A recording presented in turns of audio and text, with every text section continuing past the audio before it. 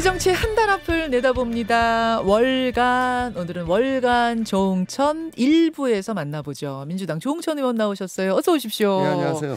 어제 민주당 많이 술렁였죠? 뭐 경찰 그 수사 때문에. 네, 성남 FC 관련돼서. 네, 뭐 저 대표 쪽 가까운 분들은 그렇게 했나 봅니다. 아, 조 의원님은 그렇게 많이 술렁이신 것 같지는 않고. 저는 저 의정 활동에 전념을 하느라고.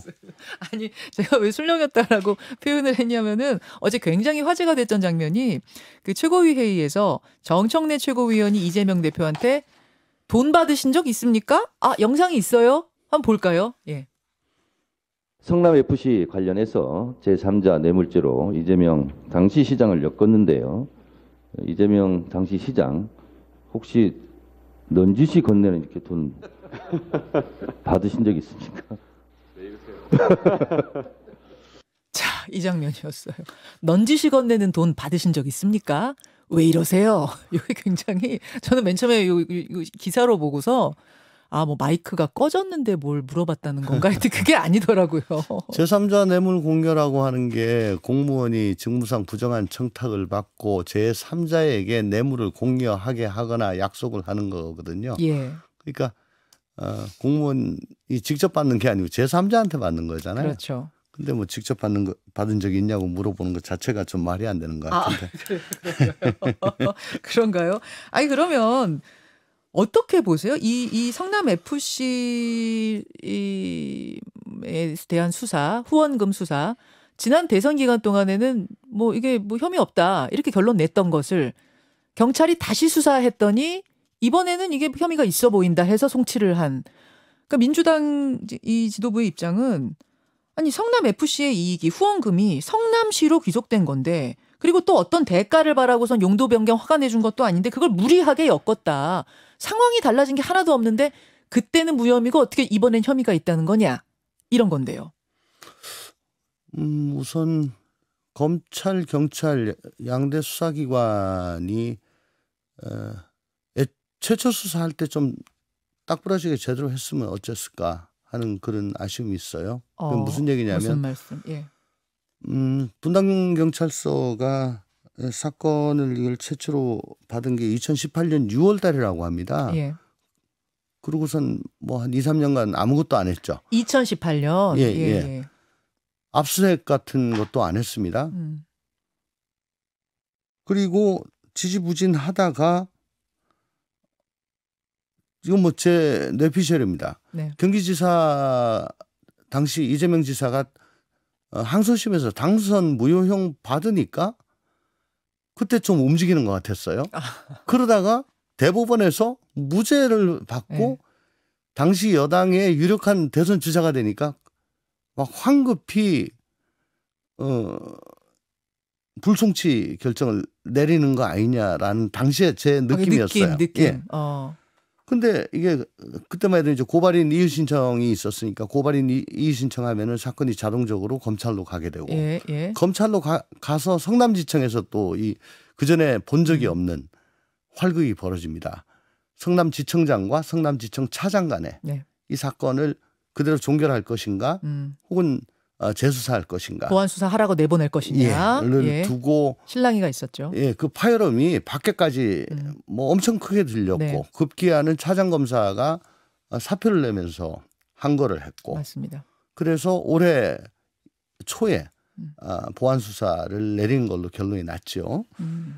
그 이후에 정권 교체 되니까 이걸 당초에 분당서가 아닌 경기 남부청으로 배당을 하고 네. 5월에서야 압수수색이 들어가고 그래서 좀 지나치게 정치의 향배, 정권의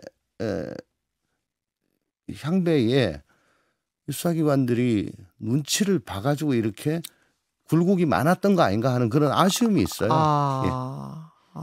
예. 그러니까 뭐 바람 부는 대로 눕는 검찰, 바람 불기 전에 먼저 알아서 누워버리는 경찰. 그런 게 좀 보이는 것 같아서 좀 씁쓸합니다. 아니, 정청래 최고위원은 제3자 뇌물죄가 성립하려면 경제 공동체 개념이 예전에 그 박근혜 최순실 이 국정농단처럼 경제 공동체 개념이 형성돼야 하는데 이재명 성남시장에게서는 그 경제 공동체 부분을 볼 수가 없는데 어떻게 이 혐의를 적용하느냐. 이거는 이제 법조인 출신으로서 어떻게 보세요? 제3자 뇌물 공유죄라고 하는 거는 아까도 말씀드렸다시피 공무원이 제3자로 하여금 뇌물을 받게 하면 됩니다. 경제 공동체 이런 건 필요가 없어요. 경제 공동체가 기본 조건은 아니에요? 전제 조건이 아니에요? 예. 여기서 경제 공동체 얘기가 나온 거는 아마 네. 국민의힘에서 과거 K재단 미르재단과 같다. 이번 이 사건이라고 얘기를 하니까 아니 그때는 경제 공동체였는데 이번엔 이 시장과 성남 FC가 경제 공동체가 아니다. 근데 뭘 똑같다는 거냐? 그렇죠. 라고 얘기를 하는 그 과정에서 나온 얘기고요. 제3자 뇌물 공여죄에서 경제 공동체는 전혀 필요한 요건이 아닙니다. 아, 그렇습니까? 네. 이재명 대표한테, 그러니까 당시 시장한테 돈이 직접 들어가지 않아도 상관없고요. 그럼요. 적용시키는 데 있어서. 그래서 제3자 뇌물 공여잖아요. 그렇군요. 예, 제3자에게 공무원 자신이 아닌 다른 사람한테 경제적 이익을 주게 하는 것. 경찰은 이번에 조사를 하면서 결정적인 어떤 새로운 진술을 확보했다라고 말을 했는데 그게 뭔지는 말을 안 했어요. 이게 수사 결과가 뒤집힐 만한 결정된 진술이라는 게 뭘까요? 저도 뭔지는 모르겠습니다. 아직 밝혀진 것도 없고 또 압수수색 과정에서 물증도 확보를 했다고 하는데 제가 보도된 것들을 쭉 한번 이렇게 종합을 해보니까 당초 그 3,000여 평에 달하는 정자동의 그 의료용지를 상업용지로 용도 변경을 해주는 것. 그렇죠. 두산이 바랐던 거. 예. 이제 그게 그렇게 되면 뭐 엄청난 재산상의 이익이 있겠죠. 네. 근데 그건 해주고 말고는 그 시 당국의 뭐 재량입니다.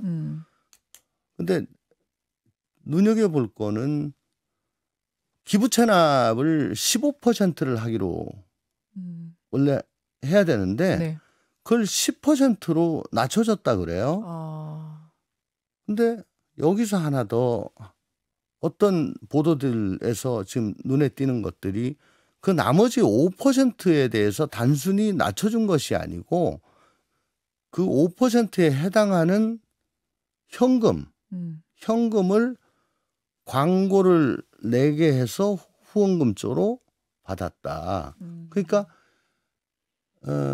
현금성 기부 체납을 받은 거다. 라는 대목이 눈에 띄더라고요. 만약에 그게 사실이라면 물론 2016년 중반 이후에는 현금 기부 체납 제도가 생겼습니다마는 이 일이 있었던 거는 2014년 15년도의 일인데 그때까지는 기부 체납은 모두 현물이었습니다.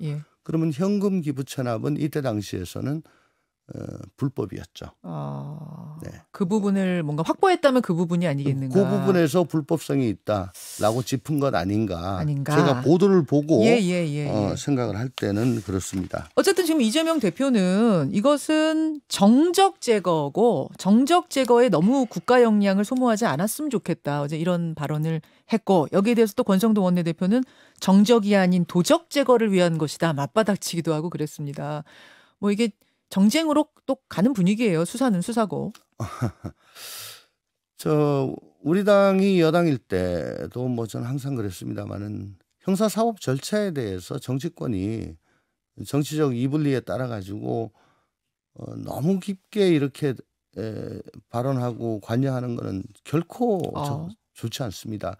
형사사법 체계는 국가를 유지하는 중요한 뼈대 중에 하나입니다. 특히 여권의 중요한 역할을 맡으시는 분이 그때그때 이불리에 따라 가지고 사정기관 혹은 특히 법원의 판결에 대해서 입맛에 따라서 그 자기 쪽 이해관계에 맞게 말씀을 하시는 거는 그건 뭐 참 국가의 미래를 봐서나 법치주의의 확립을 봐서나 결코 그건 온당하지가 않죠.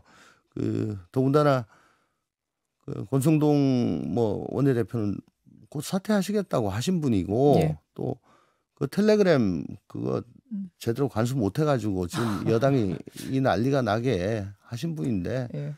난 걱정하지 마시고 자기 핸드폰이나 잘 좀 건사하셨으면 좋겠습니다. 예, 지금 알겠습니다. 이런 이제 상황 속에서 민주당의 발언들은 굉장히 더 강력해지고 있습니다. 뭐 정치 탄압, 정적 제거에 이어서 그제는 어떤 말이 나왔냐면 이것도 또 정청래 최고위원이시네요. 시민들이 대통령이 뭘 모르는 것 같아서 불안하다고 하더라. 이러다가 윤 대통령이 임기는 다 채우겠느냐 이런 말을 많이 하시더라. 이런 게. 근데 이게 들으면서 마치 탄핵을 암시하는 건가? 국민들이 생각했거든요. 의원님은 어떻게 보셨어요?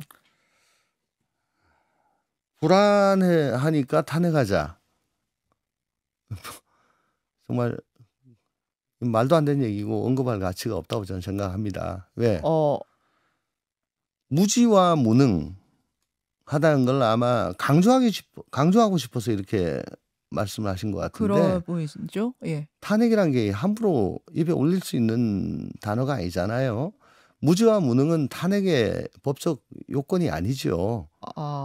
직무집행에 있어서 헌법 또는 법률에 위배한 점이 있어야지 탄핵이 되는 겁니다. 근데 뭐 이제 이 정전 최고위원은 본인이 탄핵을 하겠다 이런 건 아니고 그런 말들을 많이 하시더라라는 뭐 추석 민심을 전하는 과정이 아니었을까 싶어요. 근데 뭐 다른 예를 들어 뭐 박찬대 뭐 최고위원도 네. 뭐 임기 이러다 다 못 채운다는 뭐 비슷한 그런 말씀 좀 하셨고 요즘 최고위에서 반복적으로 좀 나오고 있는 것 같아요. 그게 비슷한 메시지가. 예. 그것은 뭐 강력한 저항의 의미가 될 수도 있을 것 같고 또 한편에서는 또 과하면 역풍이 불 수도 있을 것 같다. 뭐 이런 이야기가 좀 두루두루 나오는 것 같은데 조 의원님은 어떻게 보세요? 그러니까 지금 윤석열 대통령이 뭐 국정 아젠다 같은 이 큰 대한민국 호를 끌고 나갈 능력이나 뭐 비전 같은 건 전혀 없이 사정 드라이브만 걸면서 그저 야당 때려잡기에만 골몰을 하고 있는 이런 상황임을 좀 강조해가지고 지속적으로 반복적으로 얘기를 하고자 하는 것이겠죠. 예. 그래 이렇게 가다 보면은 결국은 국민들이 실망하고 탄핵까지 가는 거 아니냐? 예, 뭐 그런 생각도 하실 수가 있지 않겠냐? 아하. 라는 걸 말씀을 하고 싶어 하는 것 같은데 저는 탄핵이란 두 글자는 그거는 대한민국 장래를 위해서 우리가 입에 담지 않았으면 좋겠다 싶습니다. 알겠습니다. 월간 조홍천 함께 하고 있습니다. 민주당이 강하게 추진하고 있는 법안이 하나 있죠. 김건희 여사 특검법. 네. 조홍천 의원이 얼마 전에 그러셨더라고요. 김 여사 특검법 추진은 핵 버튼을 누르는 거다. 이거 무슨 의미로 하신 말씀이에요? 아무래도 대통령의 지금 부인을 상대로 하는 거고요. 예. 대통령의 부인을 상대로 특검을 하겠다는 거는 뭐 대통령과 세게 한번 정면 대결을 하자. 정면 대결의 의미인 거예요? 그렇죠. 뭐 하는 건데, 그러니까 이런 식으로 계속 저 사정의 칼날을 계속 들이대면 우리는 국회 다수석을 갖고 있으니까 그 다수석을 이용해서 특검법을 도입해가지고 지금 김건희 여사에게 제기되고 있는 도이치모터스 주가 조작 등 네네. 이거 하나도 검찰이 제대로 명쾌하게 풀지 못하고 있지 않냐. 그러니까 이걸 특검법 한번 도입해보자. 이에는 이, 눈에는 눈. 정면 대결이다. 예, 그런데 현실적으로 이 특검법을 할 수 있는 방법은 패스트트랙밖에 없어 보여요. 그냥 김도읍 국민의힘 위원장이 키를 쥐고 있기 때문에. 그렇습니다. 근데 패스트트랙으로 가려면 또 시대전환에 조정훈 의원이 동의를 해줘야만 갈 수 있는 그렇습니다. 이런 또 구성 요건입니다. 근데 조정훈 의원은 반대 입장이에요. 네. 이건 정치쇼다. 이러면 네. 다른 정책 이슈 다 덮인다. 네, 네, 네. 부인은 건들지 말자. 이런 뭐 쪼잔하다고 표현했던가요? 네. 부인까지 건드리는 거 네. 뭐 이렇게 표현.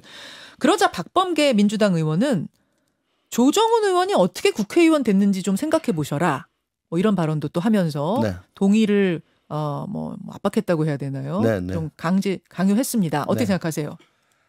그 뭐 제일 쪼잔한 게 부인 건드린 거다 이런 말에 대해서는 좀 동의하기 힘들어요. 예. 그 동안에 뭐 부인과 관련한 그 문제들에 대해서 굉장히 깊숙이 들어갔던 일들도 많고 또 더군다나 대통령의 부인 아닙니까? 네네. 대통령의 부인의 또 더군다나 이 불특정 다수를 대상으로 하는 개미를 대상으로 하는 주가 조작이라는 범죄 이거 문제 삼는 게 쪼잔하다. 그건 아니죠. 자, 주정훈은 그 말에는 동의하기 어렵다. 예, 동의하기 어렵습니다. 그렇지만은 당신 국회 어떻게 들어왔냐. 옛날에 우리 당의 위성정당 타고 들어오지 않았냐. 네. 뭐 그렇게 들어왔으면서 지금 너 지금 딴 얘기 할 수 있어? 이것도 동료 의원에 대한 예의는 아니죠. 예. 왜냐하면 어떻게 들어왔건 간에 하나하나의 의원은 헌법기관으로서 자기의 양심과 소신에 따라 가지고 또 법률에 따라 결정을 해야 되니까요. 다만 예. 그 시간에 예. 민의에 호소를 해서 여론에 예. 국민들께서 알겠습니다. 이건 도저히 안 되겠다. 라는 쪽으로 더 마음을 가지실 수 있도록 예. 그렇게 노력을 하는 게 더 중요하죠. 월간 조응천 여기서 인사드리죠. 고맙습니다. 김현정의 뉴스쇼는 시청자 여러분의 참여를 기다립니다. 구독과 좋아요, 댓글 잊지 않으셨죠? 알림 설정을 해두시면 평일 아침 7시 20분 실시간 라이브도 참여하실 수 있습니다.